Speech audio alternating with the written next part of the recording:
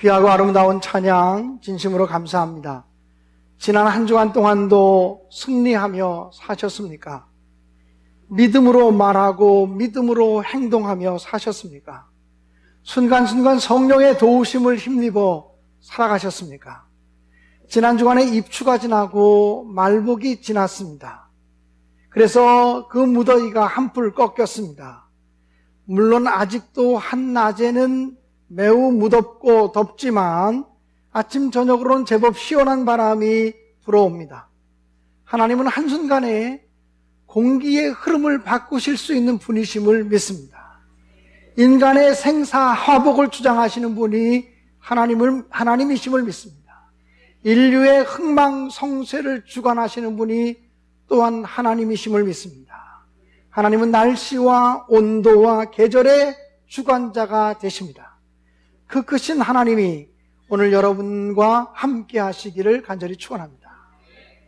초대교회는 능력이 있는 교회였지만, 그리고 하나님이 함께하는 교회였지만, 그렇다고 해서 아무런 문제도 없는 교회가 아니었습니다. 초대교회에도 문제가 늘 등장했고 그 문제들을 해결해 나가면서 하나님이 더 기뻐하시는 공동체로 세워지게 되었습니다. 우리가 이미 사도행전 6장에서 말씀을 보았던 것처럼 초대교회의 첫 번째 생겨진 큰 분열의 문제는 구제하는 문제 때문이었습니다. 초대교회 공동체 안에는 히브리파 유대인들과 헬라파 유대인들이 있었습니다. 히브리파 유대인들은 히브리 땅을 떠나지 아니하고 이스라엘 땅을 떠나지 않고 그 땅에서 대대로 쭉 살아왔던 사람입니다. 헬라파 유다인이란 이스라엘이 포로로 잡혀갈 때 다른 나라로 가서 외국 생활을 하다가 돌아온 사람들입니다. 크게 말하면 믿음의 공동체 안에는 히브리파와 헬라파가 있습니다. 그런데 이 헬라파 유대인들이 불평과 불만을 토로하기 시작했습니다. 매일 구제하는 일에 있어서 우리 헬라파 유대인들의 과부들이 그 구제에서 빠지고 있다. 한 번, 두 번이 아니고 여러 번 그런 일이 생겼다라고 이야기를 합니다. 그것 때문에 교회에서 차별이 있느냐고, 교회가 사람 차별하느냐고 그러면서 분열되고 나뉘어질 위기에 놓이게 됩니다. 그런데 초대교회는 이 문제를 해결해 나가면서 오히려 집사 제도를 세우고 교회의 직제를 세우면서 더 제도적이고 조직적인 교회로 발전해 나가게 됩니다. 그리고 문제가 생겼다고 해서 일을 그만두지 않았습니다. 흔히 사람들은 문제가 생기면 그거 하다가 문제 생겼으니까 그만두자, 안 하면 되지, 이렇게 생각합니다. 그런데 초대교회는 일을 하다가 문제가 생겼지만 멈추지 않았습니다. 오히려 가장 중요한 일이 무엇인가를 찾아서 그 일에 집중하게 되었다는 것입니다. 오늘 성경 본문의 이야기는 안디옥 교회와 관련되어진 이야기입니다. 안디옥 교회는 예루살렘의 기독교인들 박해가 시작되자 기독교인들이 흩어지면서 안디옥까지 가서 이방인 지역에 세워진 이방인 교회입니다. 그리고 이 안디옥 교회의 지도자는 바울 사도와 바나바였습니다. 이 안디옥 교회는 세계 선교의 문을 처음으로 열었던 교회이기도 합니다. 그래서 이 안디옥 교회가 처음으로 파송한 세계 선교사가 바로 바울과 바나바였습니다. 바울과 바나바는 1차 전도 여행을 마치고 안디옥 교회로 다시 복귀했습니다. 그리고 안디옥 교회에서 하나님 말씀을 가르치게 되었습니다. 그런데 그 즈음에 유대에서부터 올라온 유대인 지도자들이 안디옥 교회에서 말씀을 가르치면서 이렇게 말씀을 전했습니다. 모세가 우리에게 전해준 대로 할례를 받지 않으면 구원을 얻지 못하리라고 전했습니다. 바울과 바나바는 이방인 지역에 세워진 안디옥 교회 교인들을 가르치면서 할례를 받으라고 강조하지 않았습니다. 그런데 유대인 지도자들이 와서 말씀을 전하면서 할례를 받지 않으면 누구든지 구원받지 못한다고 말씀을 전하니까 바울과 바나바가 전한 말씀과 유대에서 올라온 지도자들이 전한 말씀이 서로 다른 내용이었습니다. 그것 때문에 바울과 바나바와 그 유대 지도자들 사이에 적지 않은 다툼이 있었다고 성경은 기록하고 있습니다.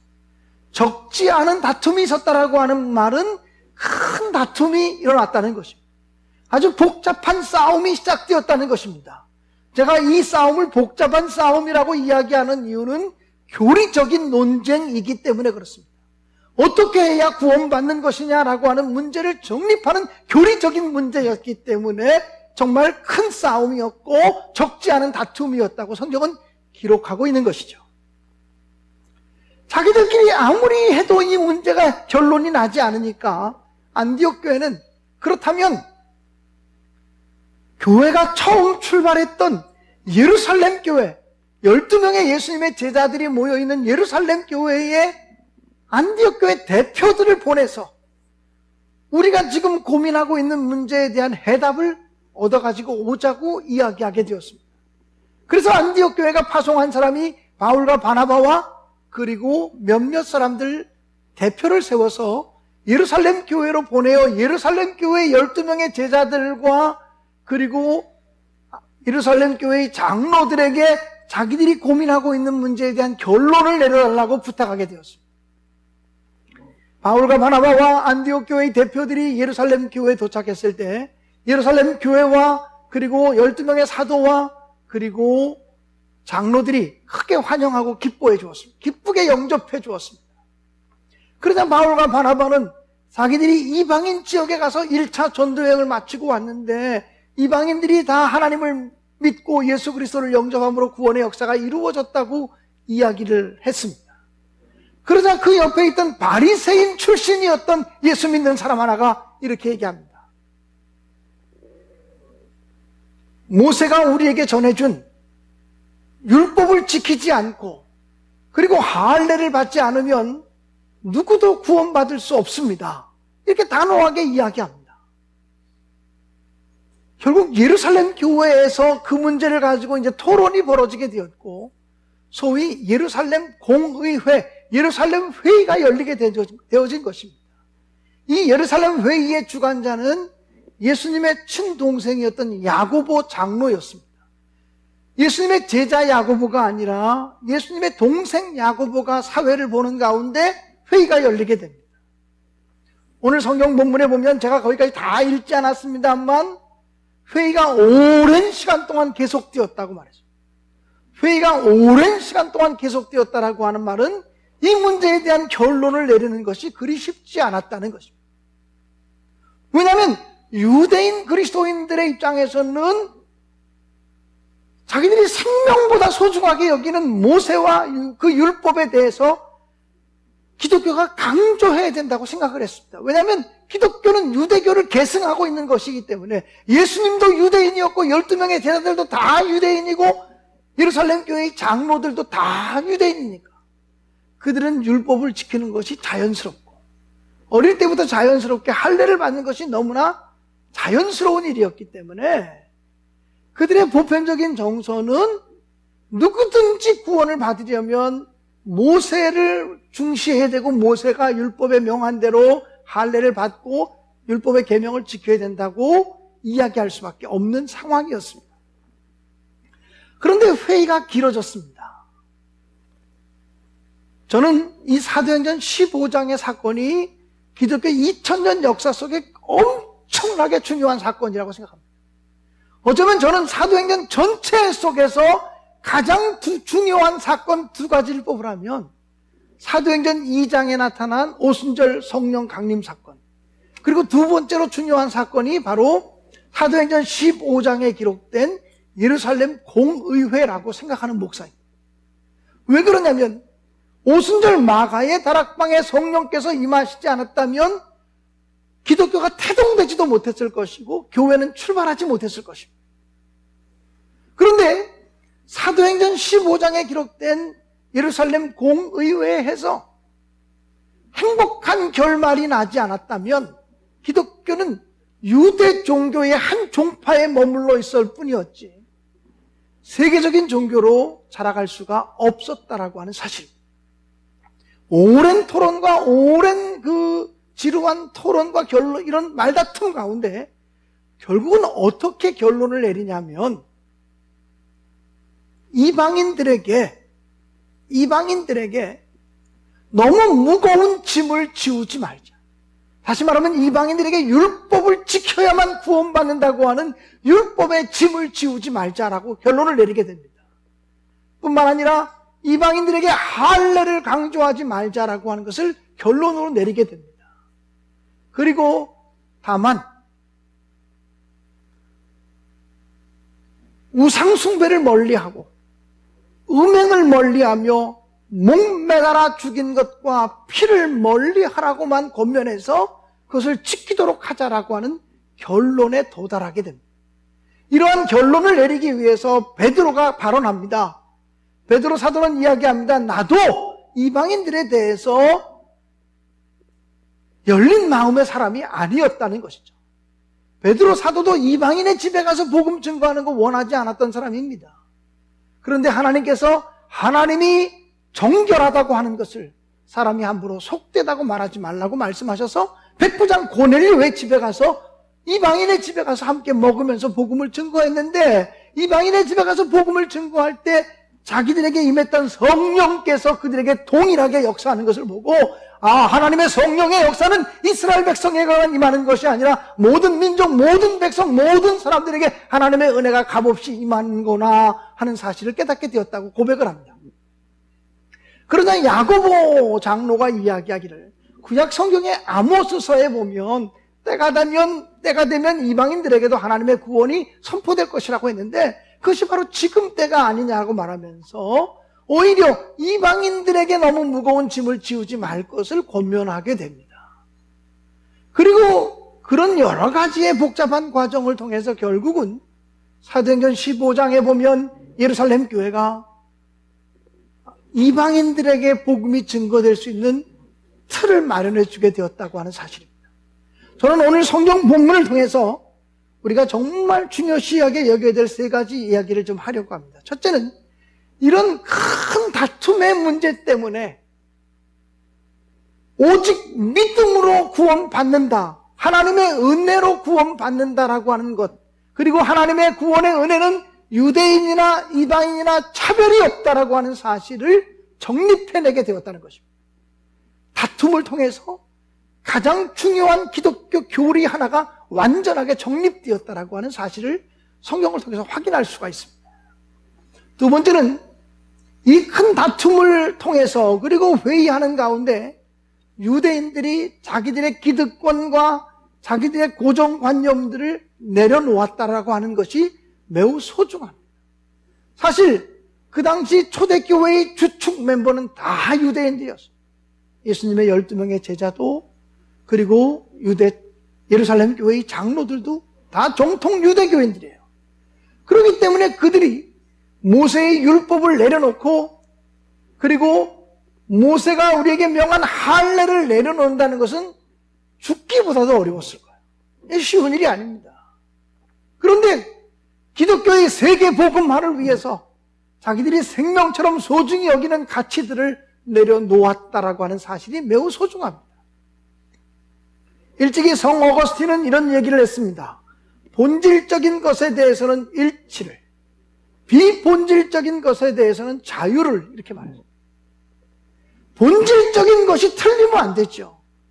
그러나 비본질적인 것이라면 그거 가지고 다투거나 싸우지 말고 자유함을 얻으라고 하는 것입니다. 여러분, 어떤 교회가 성전을 건축하는데 성전을 다 건축하고서 마지막 부분에 큰 싸움이 일어났다는 겁니다. 무엇 때문에 싸웠냐면 교회 십자가를 다는데 십자가를 전통적으로 빨간색 네온이 들어오는 십자가를 달 것인가, 하얀색 네온으로 달 것인가 문제를 가지고 다투기 시작했다는 거예요. 빨간색 십자가를 강조하는 사람은 빨간색은 예수 그리스도의 보혈의 피를 강조하는 거니까 빨간색 십자가를 달아야 된다고 얘기해요. 하얀색 십자가를 달아야 된다고 하는 사람은 예수 그리스도의 은혜로 우리가 죄사함받아 깨끗하게 되었으니 하얀색 십자가를 달아야 된다고 얘기를 했습니다. 그런데 누구도 양보하지 않았어요. 서로 다퉜습니다. 그래서 둘이 교회가 쫙 갈라지게 되었다 그래요. 그래서 빨간색 십자가를 강조하는 사람들이 밖으로 나와서 교회를 개척해서 교회 이름을 정했는데 빨간 십자가 교회. 이 교회를 정했다는 거죠. 여러분, 빨간색 십자가로 할 거냐, 하얀색 십자가로 할 거냐, 초록색 십자가로 할 거냐, 그건 비본질적인 문제. 가끔 가정에서도 싸움이나 다툼이 일어날 때 보면 본질적인 문제를 가지고 다투는 것이 아니라 정말 아무것도 아닌 사소한 문제, 비본질적인 문제를 가지고 다투는 경우들이 참 많습니다. 가정에 큰 문제가 생기잖아요. 큰 위기가 다가오잖아요. 가족들이 하나가 됩니다. 단결합니다. 그런데 부부가 싸울 때 보면요, 다툴 때 보면요, 양말을 왜 거꾸로 뒤집어서 벗어놓았느냐, 뭐 양말을 좀 벗었으면 제대로 세탁기에 집어넣지 왜 안 넣느냐, 치약을 짰으면 치약 뚜껑을 닫아놓고 치약 뚜껑을 어디 갔느냐, 이런 문제 가지고, 조금만 문제 가지고 사소하게 뭐 당신은 맨날 그래, 뭐 이런 걸 다투기 시작합니다. 여러분, 각 가정에서 부부간에 싸움할 때 이유를 보세요. 아주 사소한 문제 가지고 삶의 방식 그런 거 가지고 다투게 되거든요. 어거스틴이 우리에게 얘기한 것처럼 본질적인 면에서는 일치를, 비본질적인 것에 대해서는 자유함을 누리는 우리 신내교회 모든 성도들이 되시기를 주님의 이름으로 간절히 축원합니다. 초대 예루살렘 교회는 이방인들에게 할례에 짐을 지울 것이냐 말 것이냐 문제를 가지고 고민하게 될 때에 가장 본질적인 것이 뭐냐? 가장 본질적인 것은 바로 예수 그리스도의 십자가 복음이 아니냐. 예수 그리스도의 십자가 복음 외에는 모든 것이 다 비본질적인 것이다. 그러므로 유대인들이 예수 그리스도의 십자가의 은혜로 구원받는 그것만 분명하다면 율법의 짐을 지우지 않아도 된다고 결정을 했다는 것입니다.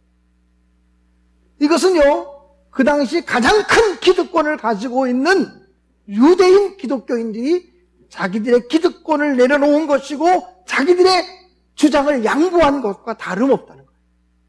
여러분, 큰 다툼이 평화로 바뀌려면 기득권을 가진 세력들이 양보하는 것이 가장 최선이라는 거죠. 힘 있는 사람들이 양보하는 것이 최선이라는 거예요. 결국 그래서 예루살렘 교회와 이방인 교회가 크게 다퉈서 둘로 나눠질 뻔한 위기에 있었지만 행복한 결말을 맺으면서 교회가 통합되었다라고 하는 말씀이 오늘 본문 속에 기록되어지고 있는 것이죠. 더 중요한 것이 있습니다. 어떻게 이런 일이 가능했을까? 저는 암만 생각해도 유대인들이 모세의 율법을 내려놓는다는 게 불가능한 일이라고 생각이 돼요. 이건 종교적인 신념과 관계된 것이기 때문에 그렇습니다. 여러분, 종교적인 신념과 관계되어지면요, 이것은요, 사상이나 이념보다 더 무섭습니다. 공산주의, 민주주의의 싸움보다 더 위험한 싸움이 종교 간의 신념의 싸움이에요. 종교 간의 신념의 문제와 결부되어지면 목숨을 겁니다.